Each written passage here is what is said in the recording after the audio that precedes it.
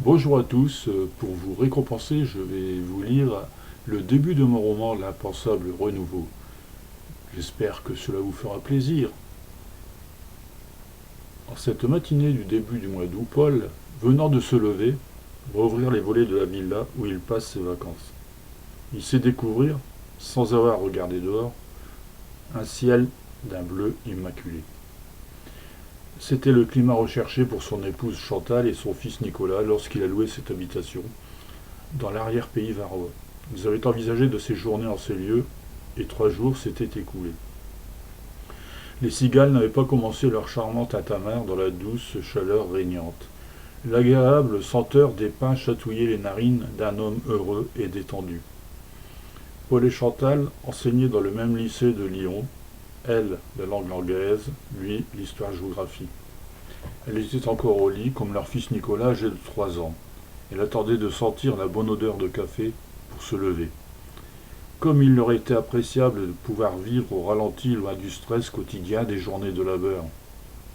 Quel bonheur d'échapper pour un temps à la routine des jours où se mêlaient transport, énervement, travail, achat, tâches domestiques, corrections, préparations, contraintes liées à leur enfant, voyant le couple terrassé de fatigue chaque soir.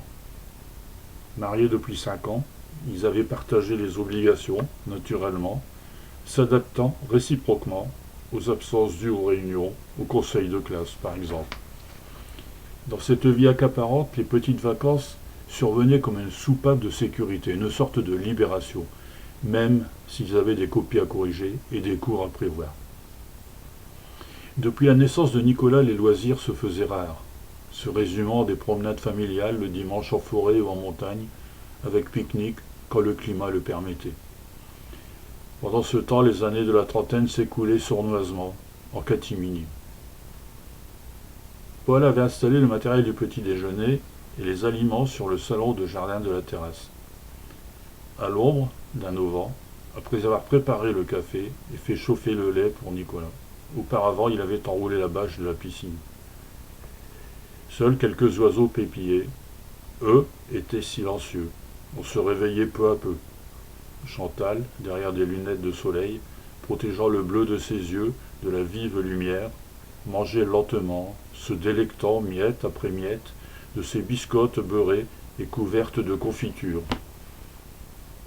Assis sur un rehausseur, Nicolas titillait son biberon de lait chocolaté. Paul avait débité d'un gros pain de campagne rond, d'épaisses tranches aussitôt recouvertes de beurre salé. Chacun, dans un splendide isolement, appréciait l'instant.